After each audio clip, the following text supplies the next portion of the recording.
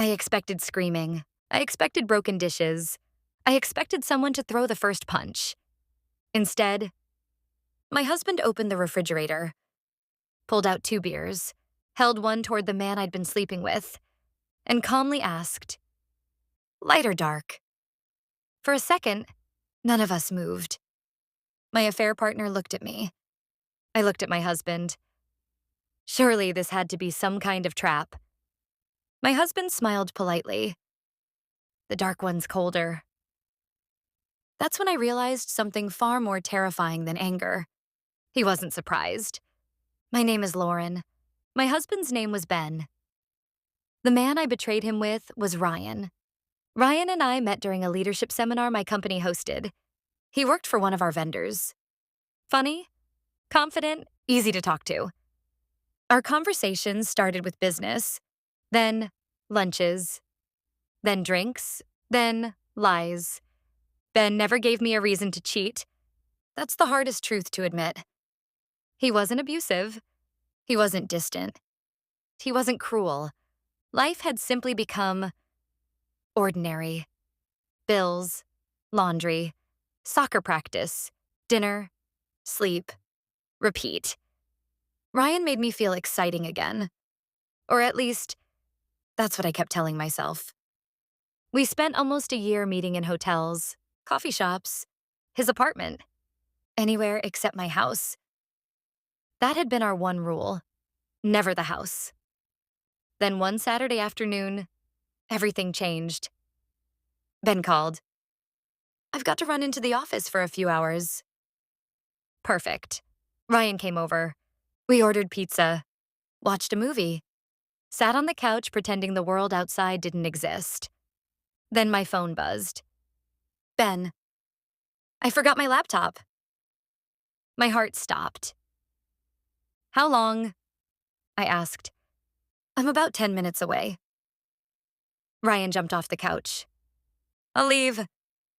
He grabbed his jacket, opened the back door, then froze. Ben's truck pulled into the driveway sooner than expected. There wasn't time. Ryan whispered, "I'll wait until he grabs the laptop."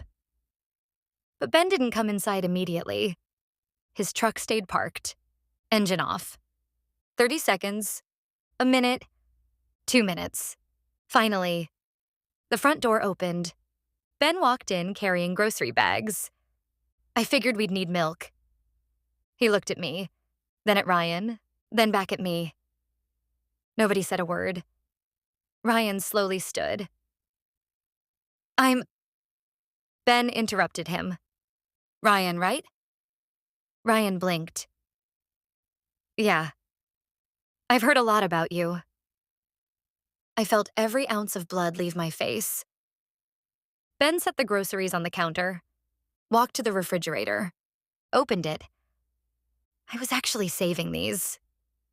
He pulled out 2 bottles, held one toward Ryan. "Beer?" Ryan stared. "I—" Ben shrugged. "You look like you could use one." Ryan looked at me, searching for instructions. There weren't any. Ben popped the caps off both bottles, handed one across the kitchen island. Ryan accepted it with shaking hands.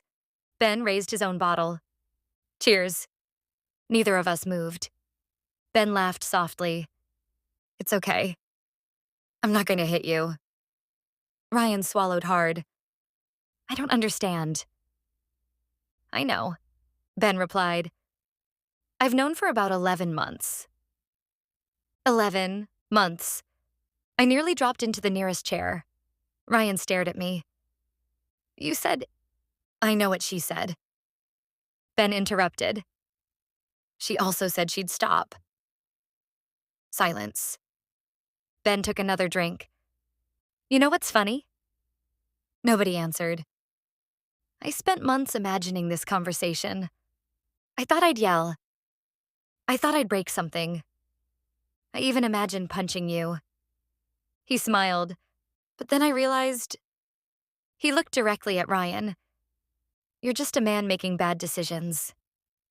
Then he looked at me. "My wife made vows." Those words landed harder than any scream. Ryan set the beer on the counter. I'm sorry. Ben nodded. I believe you. Another silence. But apologies don't rebuild trust. Ryan rubbed the back of his neck. I never wanted to hurt you. Ben chuckled. I actually believe that too. Ryan looked confused. You don't seem angry. Ben took another slow sip. Oh, I'm angry. The difference is, I've already finished being angry. That sentence chilled the room. What does that mean? I whispered. Ben disappeared upstairs. He returned carrying a thick folder. Divorce papers. Already signed, already dated. He placed them gently on the kitchen island. I filed last week. I couldn't breathe.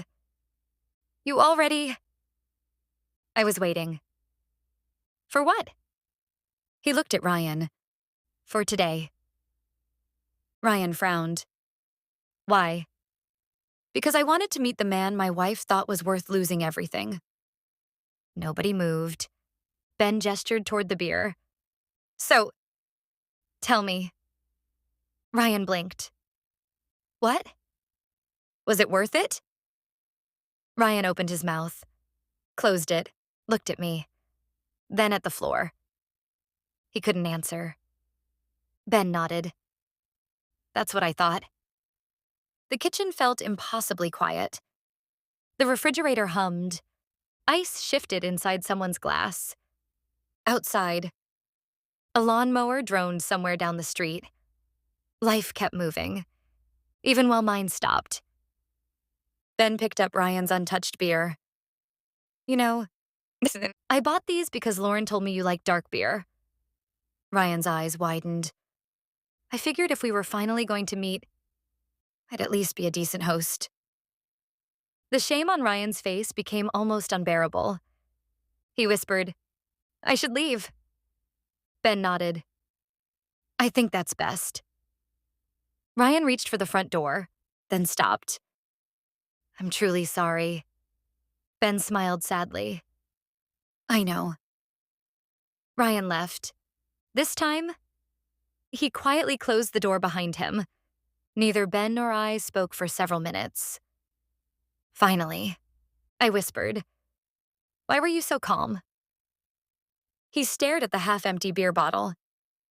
Because if I had screamed, you could have blamed my temper. If I'd hit him, you could have blamed my anger.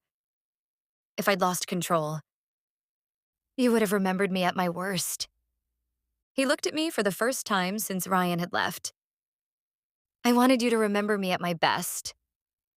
The tears came instantly. I'm sorry.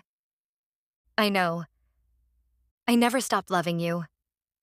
That hurt more than anything. But love isn't always enough to stay.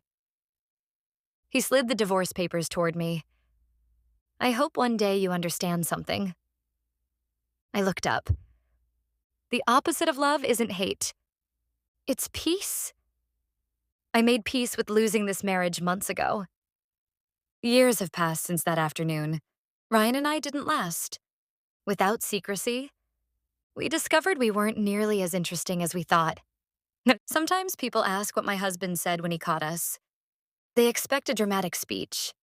A fight, a broken window, some explosive ending. I tell them the truth. He offered my affair partner a beer. Because by the time the confrontation happened, he'd already done all of his grieving in private. The man standing in that kitchen wasn't trying to win an argument. He was simply saying goodbye to a life he'd already accepted was over. And somehow, that quiet kindness became the loudest judgment I have ever heard.